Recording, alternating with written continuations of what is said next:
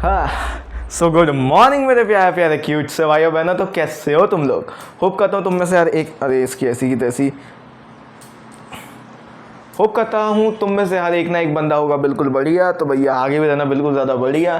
तो भैया एक टॉपिक के ऊपर अब मैं वीडियो बनाऊंगा क्योंकि एक एक टॉपिक ज़्यादा आसान पड़ता है। पहली वाली वीडियो में जान निकल गई। तो भैया आज हम लोग पढ़ेंगे नेचर ऑफ मैनेजमेंट के बारे में। आखिर मैनेजमेंट का नेचर क्या है? ऐसे कुछ लोगों का बहुत बुरा नेचर होता है, कुछ लोगों का ईगोइस्टिक नेचर होता है। तो मैनेजमेंट का क्या नेचर होता है? तो ये मैनेजमेंट के 3 नेचर होते हैं। वैसे इनमें से भी कुछ कंप्लीटली नहीं होते। हम लोग कंफ्यूज है भाई कि हम मैनेजमेंट को बोले क्या। तुम नेचर छोड़ो, हम कंफ्यूज है हम मैनेजमेंट को बोले क्या। क्या वो एक आर्ट है? क्या वो एक साइंस है? क्या वो एक प्रोफेशन है? आर्ट यानी कि एक कला, जैसे टीचिंग एक कला है भाई, हर एक पर्सन इसको यूज़ करता है। कुछ लोगों के पढ़ाने का तरीका अलग होता है। तो अपन कला कहें इसको या तो एक साइंस कहें कि भैया एकदम रिजिड है, हर बात सेम रिजल्ट आने चाहिए, या फिर हम उसे एक प्रोफेशन कहें। जैसे प्रोफेशन तो बहुत सारे, जैसे टीचिंग भी एक प्रोफेशन ही है भाई, सीए भी एक प्रोफेशन ही है, डॉक्टर भी एक प्रोफेशन ही है। तो हम जानते हैं कि आखिर इन तीनों में से मैनेजमेंट है क्या? चलो सर, सब ओहो कितना सारा लिखने का है भाई, आंखें चौंधी आ गई मेरी। वैसे मैं नहीं बनाया पीपीटी, बट स्टिल एक्टिंग तो अच्छी है। चलो भैया, तो मैनेजमेंट एक आर्ट है। देखो तुम इतना सारा लिखा हुआ है, इससे मत डरो भाई क्योंकि बहुत ईजी है। अब मैनेजमेंट एक आर्ट है, हम कैसे बता सकते हैं? पहले हम जानते हैं किसी चीज़ को, जैसे अपन लोग किसी भी चीज़ को जानने से पहले उसके क्राइटेरिया जानते हैं ना, कि भैया हम इसे आर्ट किस बेसिस में कह सकते हैं। चलो एक एक करके जानते हैं। सबसे पहले management as an art. Art एक experience and personal utilization of substantial information to accomplish societal outcomes. It can be pursued via education, research, ये बकवास चीज़ है, इसको छोड़ो। The presence of theoretical knowledge। देखो अपन अंदर का उतना डिटेल में नहीं पढ़ेंगे, लेकिन हम एक एक जो बुलेट पॉइंट है उसको डिटेल में पढ़ेंगे, ठीक है। Presence of theoretical body of knowledge. तुम्हें पता नहीं होगा, लेकिन भाई जब हम सिंगिंग, जैसे भाई एक सिंगिंग एक आर्ट है, तो इसकी भी थ्योरेटिकल बॉडी ऑफ नॉलेज रहती है, यानी इसकी भी कोई थ्योरी रहती है जिसे पढ़ना पड़ता है, तब जाके तुम आर्ट को परफॉर्म कर सकते हो। जैसे उसमें कुछ रहते हैं ना भाई, क्या कहते हैं उसको, सा रे गा मा पा धा नी सा नी धा पा मा गा रे सा, ये क्या रहते हैं? नोट्स रहते हैं। Yes, these are notes.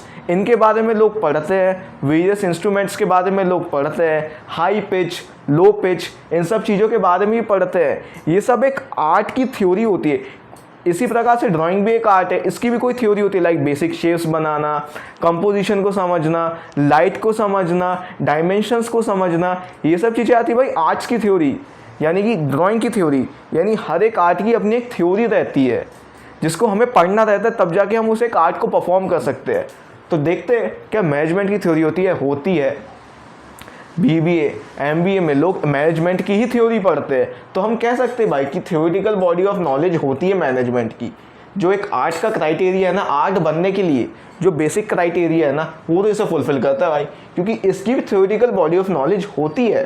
जैसे पब्लिक स्पीकिंग एक आर्ट है, एक्टिंग एक आर्ट है, इसकी भी प्रॉपर पढ़ाई की जाती है, इसकी कुछ थ्योरेटिकल नॉलेज है जो उसके जो पहले के लोग करते आ रहे हैं ना, उनने बनाए हैं कुछ सर्टेन प्रिंसिपल्स। डांसिंग की भी होती है पब्लिकली एक्नॉलेज, जिसको लोग एक्नॉलेज करते हैं, ठीक है। Personalise application. अब मुझे बताओ, वेरियस नोट्स है सारे गाँव, 7 बेसिक 7 नोट्स होते हैं ना, अपन को पता है, नहीं भी पता होगा कोई प्रॉब्लम नहीं है। बेसिक 7 नोट्स होते हैं, पर लोग इन्हें डिफरेंट तरीके से अप्लाई करते हैं। जैसे मान लो 2 सिंगर गा रहे हैं, सेम गाना गा रहे हैं, पर तुम्हें दोनों में वाइब अलग अलग क्यों आती है? क्योंकि हर कोई इन बेसिक नोट्स को डिफरेंट तरीके से अप्लाई करता है। टीचिंग एक आर्ट है भाई, क्योंकि इसका पर्सनलाइज एप्लीकेशन होता है। मैं पढ़ा रहा हूँ, कोई और टीचर पढ़ाएगा, हर एक टीचर के पढ़ाने का तरीका डिफरेंट रहता है भाई, इसलिए वो एक पर्सनलाइज एप्लीकेशन होता है। यानी कि सेम चीज़ों को लोग डिफरेंट तरीके से अपने तरीके से प्रेजेंट करते हैं। जैसे मैं अलग तरीके से पढ़ाता हूँ, कोई और टीचर अलग तरीके से पढ़ाता है। सेम गाना कुछ लोग अलग तरीके से गाते हैं, अलग तरीके से गाते हैं। पर्सनलाइज एप्लीकेशन क्या मैनेजमेंट का होता है? हाँ भाई, मैनेजमेंट हर एक इंसान अपने हिसाब से ही करता है ना भाई। जैसे कुछ बंदे मैनेज करेंगे, स्ट्रिक्ट तरीके से करेंगे, कुछ लोग बहुत ज़्यादा ढील दे के करेंगे कि हाँ भाई सब हो जाएगा, कुछ नेगेटिवली मोटिवेट करेंगे, कुछ पॉजिटिवली मोटिवेट करेंगे, कुछ लोग हमेशा स्ट्रेस लेते हैं और उसकी वजह से काम परफेक्शन के साथ करते हैं, कुछ लोग एकदम मज़े में रहते हैं और फिर काम करते हैं। पर्सनलाइज एप्लीकेशन यानी हर एक बंदा डिफरेंट तरीके से उसी सेम काम को परफॉर्म करता है अपने तरीके से, तो होता है भाई मैनेजमेंट का पर्सनलाइज एप्लीकेशन भी होता है based on custom and creativity. Yes, बहुत इंपॉर्टेंट चीज़, इंक्लूड्स द क्रिएटिव। अब देखो भाई, इसमें तुम कस्टम की जगह पर प्रैक्टिस लगा सकते हो, प्रैक्टिस और क्रिएटिविटी। अब जैसे मान लो कोई पढ़ाते जाता है, तो तुमने देखो जब एक प्रोफेशनल इंसान पढ़ाता है, मैं स्कूल के लोगों की बात नहीं कर रहा, वो तो कभी नहीं पढ़ा पाते इतने अच्छे से, तब भाई वो प्रैक्टिस जब करता रहता है ना, तब वो उस चीज़ में बहुत ज़्यादा महारत हासिल कर लेता है। तुम किसी भी आर्ट को over the period of time 2-3 साल तक परफॉर्म करोगे ना, तो तुम उसमें मास्टर बन जाओगे। यानी practice makes a man better, not perfect. आप अपने आर्ट को रिफाइन कर सकते हो प्रैक्टिस कर करके। दूसरा creativity, creativity is the ability to create something new. कुछ नया बनाना ही तो क्रिएटिविटी है। अगर तुम बेसिक चीज़ें समझ जाओगे तो तुम अपनी नई नई चीज़ें बना पाओगे ना, तो डेट्स क्रिएटिविटी। तो मैनेजमेंट में होता है भाई, तुम जो इंसान बार बार मैनेजमेंट करता आ रहा है वो एकदम प्रोफेशनली डील करता है। और क्रिएटिविटी, कुछ नए तरीके से मैनेजमेंट किया जाता है, that's why it's a creative. तो इसने तो तीनों क्राइटेरिया को फॉलो क्या कहते हैं, तीनों क्राइटेरिया को फुलफिल कर दिया है। Presence of theoretical body of knowledge होती है भाई, पर्सनलाइज एप्लीकेशन होता है भाई कि सब अपने तरीके से अप्लाई करते हैं based on custom and creativity, या फिर बोलो प्रैक्टिस एंड क्रिएटिविटी। हाँ भाई, प्रैक्टिस भी की जाती है जिससे बेटर हो सकता है, और क्रिएटिविटी भी की जाती है क्योंकि कुछ नया क्रिएट भी हो जाता है ना भाई। कुछ लोग बहुत यूनिक तरीके से मैनेज करते हैं, ठीक है। हाँ, एक बात समझ लो भाई, थ्योरेटिकल बॉडी ऑफ नॉलेज हर एक आर्ट की अपनी एक थ्योरी रहती है। हाँ भाई, मैनेजमेंट इसे फुलफिल कर दिया। पर्सनलाइज एप्लीकेशन, हर कोई अपने तरीके से जो है किसी आर्ट को परफॉर्म कर रहा है। जैसे टीचिंग ही एक आर्ट है, कुछ लोग अलग तरीके से पढ़ाते हैं, कुछ लोग अलग तरीके से पढ़ाते हैं, तो ये पर्सनलाइज एप्लीकेशन हाँ इसको भी फुलफिल करता है। मैनेजमेंट भी ऐसे किया जाता है based on practice and creativity. Practice की वजह से आप उसे बेटर कर सकते हो, क्रिएटिविटी यानी कुछ नया क्रिएट कर सकते हो, तो मैनेजमेंट भी ऐसा हो सकता है, ठीक है। उसके बाद आते हैं management as a science. Management as a science, science का क्या मतलब है भाई, collection of knowledge and accounts definite universal truth and actions for comprehensive laws the central characteristic. क्या लिखा है, छोड़ो, अपने काम का नहीं है। अपने काम का क्या है भैया, ऑर्गेनाइज्ड बॉडी ऑफ नॉलेज। यानी कि भैया साइंस के भी अपने कुछ प्रिंसिपल्स रहते हैं। जैसे तुमने सुने होगे ना भैया, साइंस में कुछ अपने प्रिंसिपल्स है, theory of relativity, gravitational force, Newton's 3 law of motion. तो ये सब चीज़ें साइंस के कुछ प्रिंसिपल्स है। तो क्या मैनेजमेंट के होते हैं मैनेजमेंट के प्रिंसिपल, तुम आगे सेकंड चैप्टर में ही पढ़ोगे।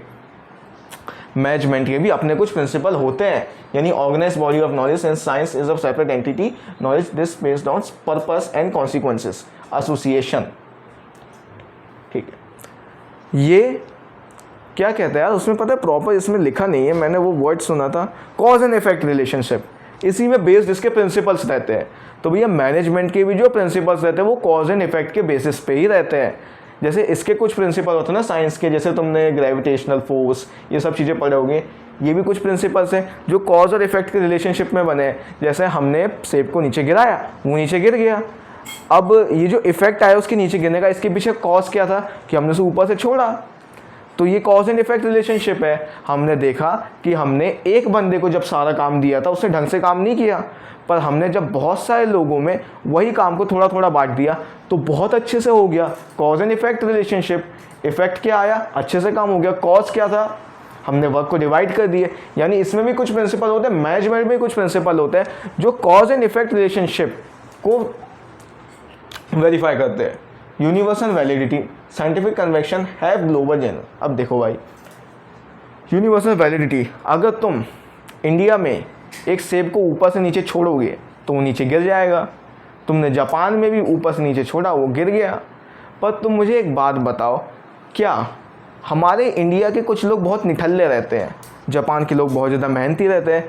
अगर तुमने वर्क को डिवाइड कर दिया तभी काम ढंग से हो रहा है इंडिया में। पर जो जापानी व्यक्ति रहता है ना bro, he is so dedicated towards his work कि अगर तुम उसे बहुत सारा काम दोगे वो कर देगा। अरे प्रिंसिपल तो वायोलेट हो गया। यस, प्रिंसिपल यूनिवर्सली एप्लीकेबल तो है पर हर बार सेम रिजल्ट नहीं देगा, जबकि हमारे साइंस के प्रिंसिपल्स हर बार सेम रिजल्ट देते हैं। पर हमारा भाई इंसान है, हर एक इंसान अलग होता है। हम मैनेजमेंट जो करते हैं वो लोगों का ही तो करते हैं, प्यूपल ही तो मैनेज करे जाते हैं, उनका काम ही तो मैनेज किया जाता है। तो उसमें हर बार डिफरेंट रिजल्ट रहता है, क्योंकि हर एक पर्सन की पर्सनैलिटी डिफरेंट रहती है, एबिलिटी टू वर्क डिफरेंट रहती है, बिहेवियर अलग होता है, और उसका पर्सपेक्टिव टुवर्ड्स ऑर्गेनाइजेशन वो भी अलग हो सकता है। इसलिए रीजन टू रीजन वेरी कर सकता है। यानी ये वाले पॉइंट को फुलफिल नहीं कर रहा भाई कि हर बार सेम रिजल्ट आएंगे। No, system based on experimentation. हाँ भाई, जैसे साइंस के सारे प्रिंसिपल्स को बहुत बार फॉलो किया जाता है ना, तब उन्हें क्रिएट किया जाता है। हाँ भाई, सही बात है। मतलब over the period of time हमने साल बाय साल करते गए, हर बार सेम रिजल्ट निकला, तो हमने बोल दिए हाँ भाई, है बेस्ड ऑन एक्सपेरिमेंटेशन। या तुम सेम रिजल्ट नहीं बोल सकते कि बार बार एक्सपेरिमेंट किया गया, इसलिए हम बोल सकते हैं बेस्ड ऑन एक्सपेरिमेंटेशन। इसी प्रकार से भैया जो मैनेजमेंट के प्रिंसिपल रहते हैं ना, ये भी एक्सपेरिमेंट के द्वारा ही बनाए जाते हैं। यानी बहुत साल तक एक्सपेरिमेंट किया गया, तब जाके वो प्रिंसिपल बना है। कोई एक रात सो के उठ के नहीं बना सकता। क्या गला सूख रहा है भाई, 1 मिनट।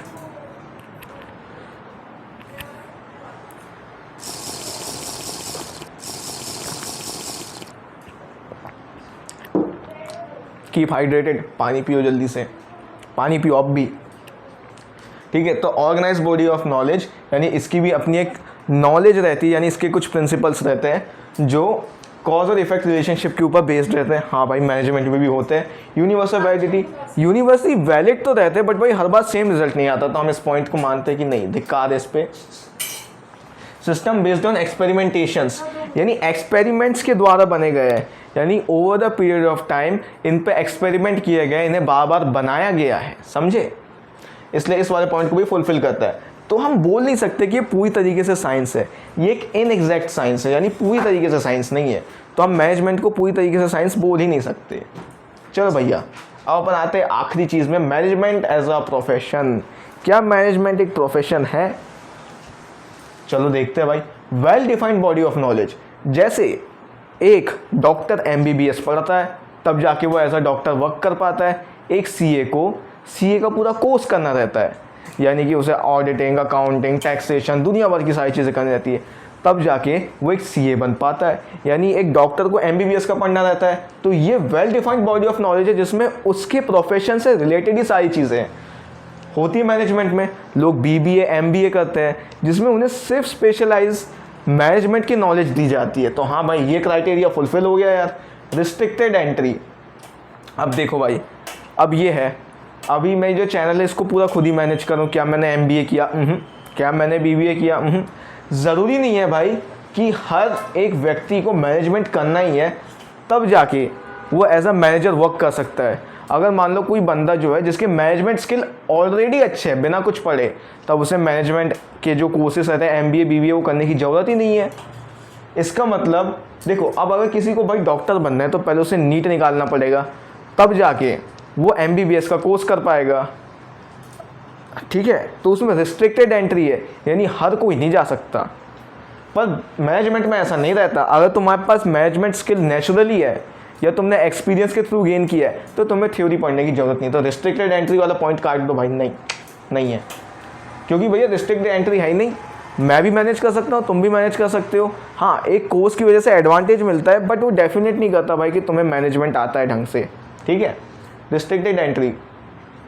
प्रोफेशन का एक और पॉइंट है, professional association, organization like AIMA, all India management association exist, but membership and adherence to a code of conduct are not mandatory.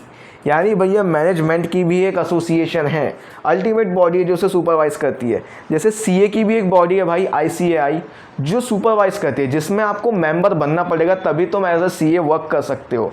ऐसी भाई अपनी लॉयर की भी होती है। पर भाई जो अपना मैनेजमेंट रहता है, इसकी भी एक बॉडी है, पर इसमें रजिस्ट्रेशन करना कंपलसरी नहीं है। तो अपन ये बोल सकते हैं कि हाँ, इसकी प्रोफेशनल एसोसिएशन तो है, तो अपन इस पॉइंट को ले सकते हैं।